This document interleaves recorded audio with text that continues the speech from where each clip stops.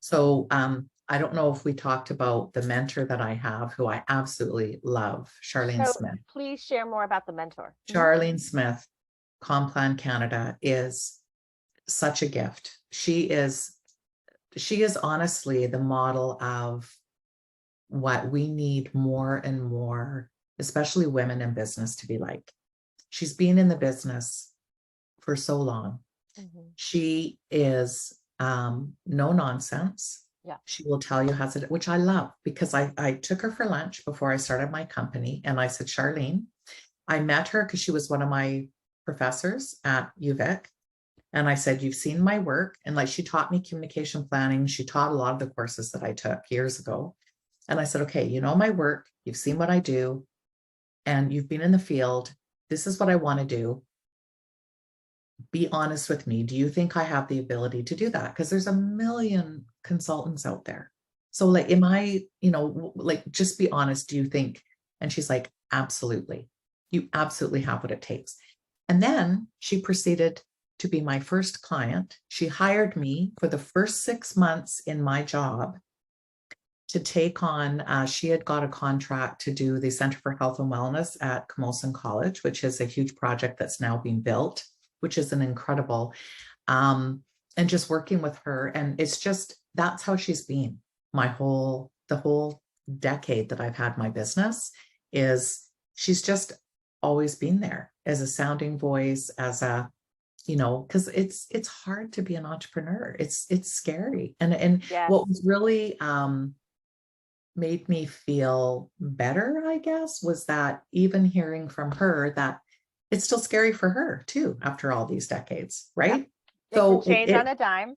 it's right. And so that kind of gave me a sense of, okay, well, this is just normal. This is this feeling of like, okay, and getting used to that cycle of like, sort of that feast and famine kind of thing. Although, as I said, I've been really lucky in that it's pretty well being stable. But she was one of the people that told me about the concept of having your stool, your three-legged stool.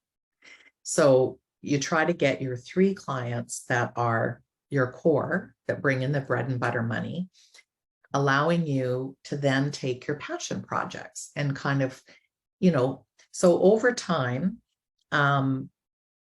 I had a two-legged stool basically most of the time, and then was able to infill. And then on top of that, I do every year I take on a pro bono client Is that that I part of the three stool? Like, bread and butter, passion, and then and then yes, pro and then bono? and then your pro bono if that's how you choose. I mean, because pro bono you don't get money Right. out of it, but it's just allowing you to do that, to really focus on that passion work. So slowly I've been able to get rid of the stool. And now I just have like my contracts are just ongoing. I also was in government for 20 years. So I had a wonderful well, not a wonderful pension. I have a pension, which I started collecting, which helps. Mhm.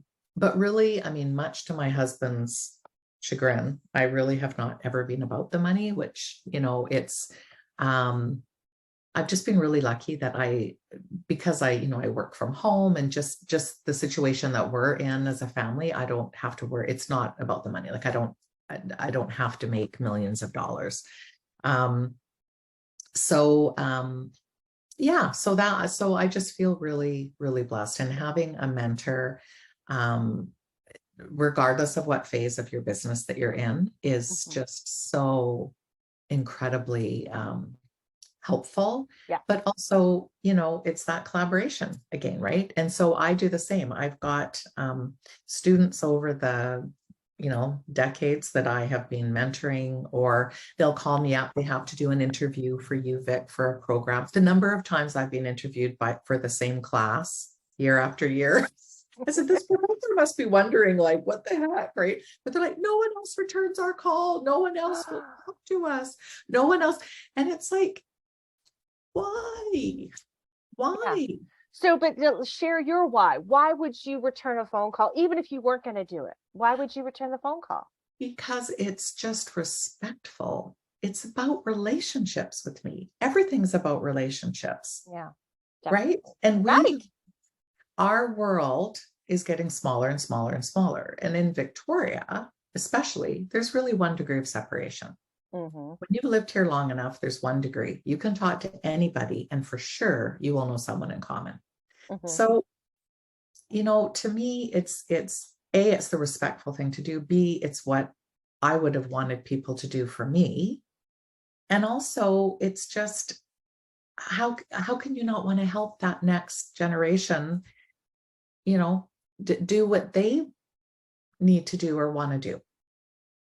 I just, and when you think of the amount of time it takes, I mean, come on, really, it's not that much time. But seriously, I've been interviewed for this one class 4 times. Like, I'm sure,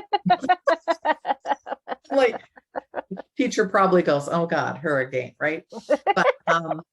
But so again, it comes back to that collaboration. It comes back to respect. It comes back to relationships. Relationships for me are the most important thing over anything else.